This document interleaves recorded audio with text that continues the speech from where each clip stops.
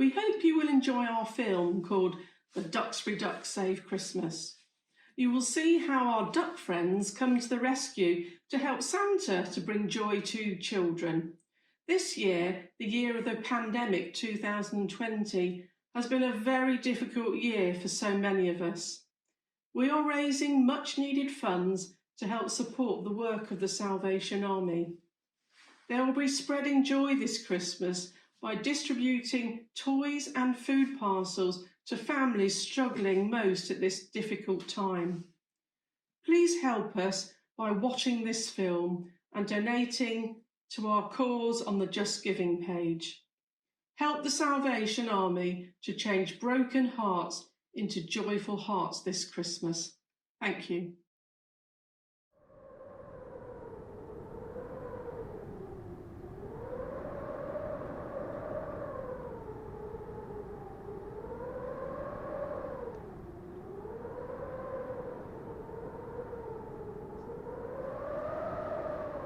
Usually, 3 weeks before Christmas Eve, Santa's workshop would have been very busy indeed. The elves and the Christmas ducks would have been making toys and wrapping them for all the boys and girls around the world. But this year, things were very different in the North Pole. Santa's workshop was not as noisy as usual. The conveyor belt was not being used much, and there were very few toys on the shelves ready to wrap as presents. Santa had received lots and lots of letters from children all over the world, all asking for their favourite Christmas presents. There were the usual requests: train sets, balls, cars, dolls and bikes. But Santa looked sad, and he was worried he wouldn't have enough toys to deliver on the big night.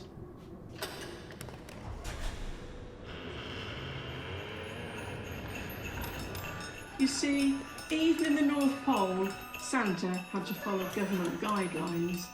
In his workshop, his hard-working elves had to follow social distancing rules, which meant he could only employ a few of them at a time.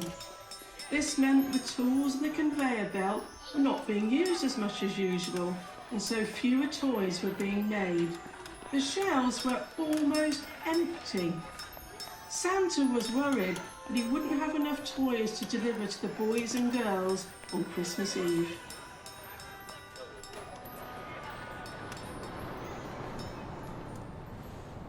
Santa's duck helpers were upset for Santa, and they wanted to do something to help, so they decided to hold an emergency meeting.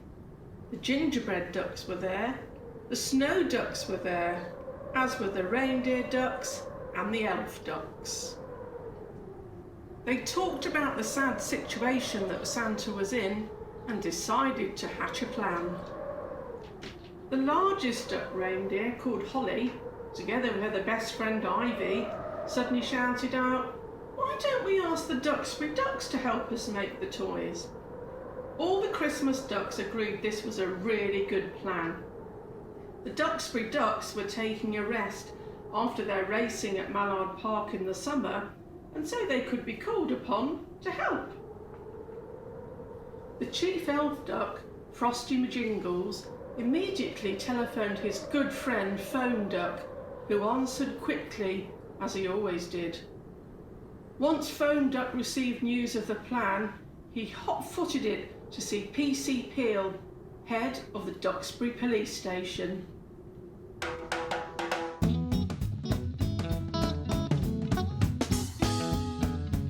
PC Peel was outside Ducksbury police station when Foam Duck told him of the plan that had been hatched. He immediately used his microphone to announce a Ducksbury town meeting to be held outside the fire station at 2 o'clock the following afternoon.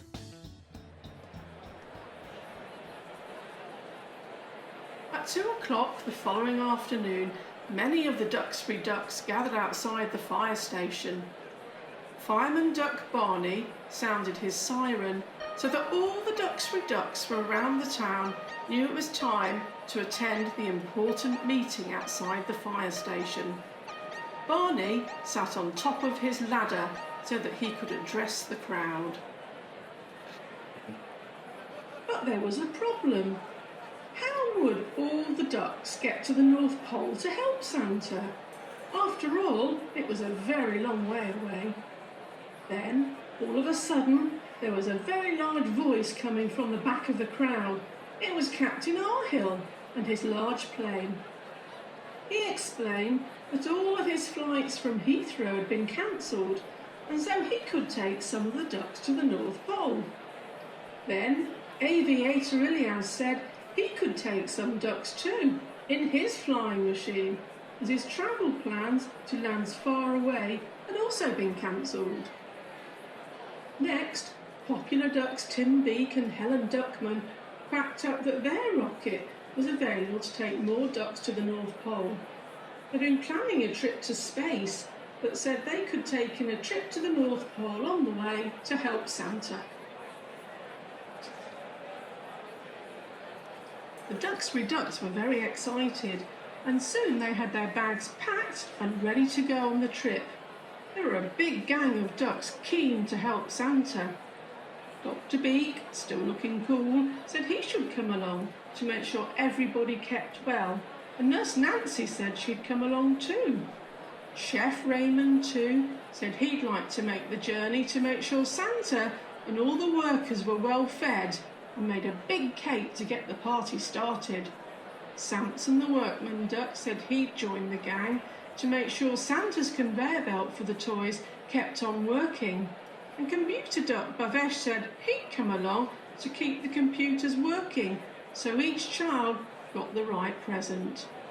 The footballers were keen to join too, because they wanted to organise a few football matches.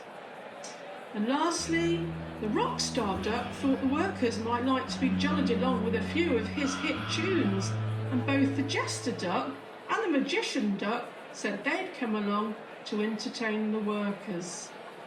So all the ducks were ready for their big trip to the North Pole to help Santa.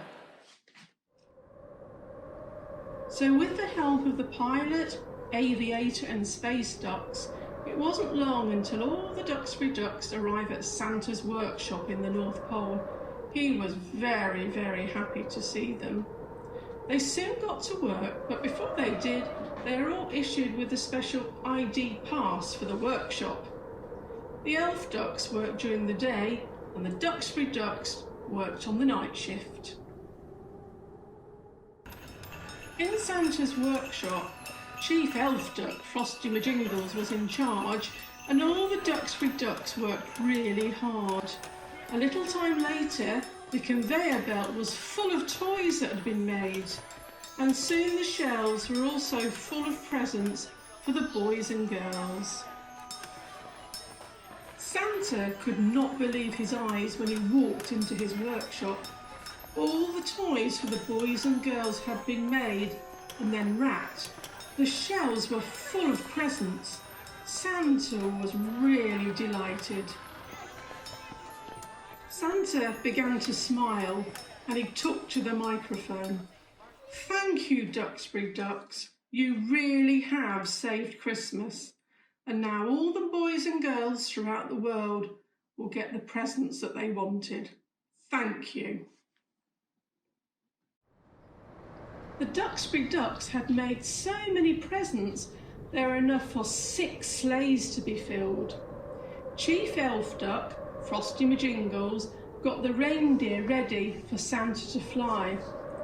But first, Santa gave his reindeer some magic reindeer food and collected his sleigh flying licence.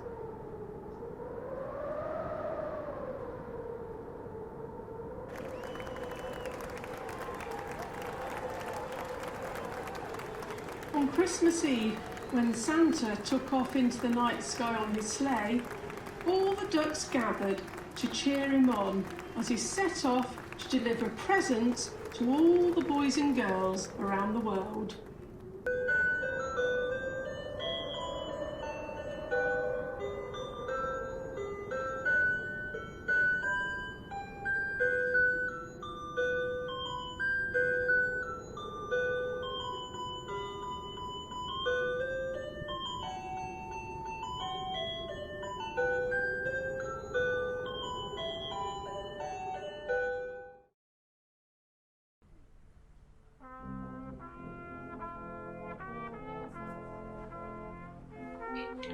Before we end our story, let's just think why we give each other presents at Christmas time. 2,000 years ago, in the town of Bethlehem in the Middle East, the baby Jesus was born. He was a special baby, and 3 kings knew all about his birth and travelled from the east bearing presents, gifts, gold, frankincense and myrrh. They arrived at the stable where he was born and presented him the gifts. This is why today, when we celebrate Christmas and remember the birth of Jesus, we give each other gifts as a family, as we come together. Let us now remember those at the Christmas who will not be able to have gifts, those less fortunate due to COVID who are suffering. And let's remember them and help the Christmas Appeal, the Salvation Army. We wish you and your family a very Merry Christmas this year, 2020.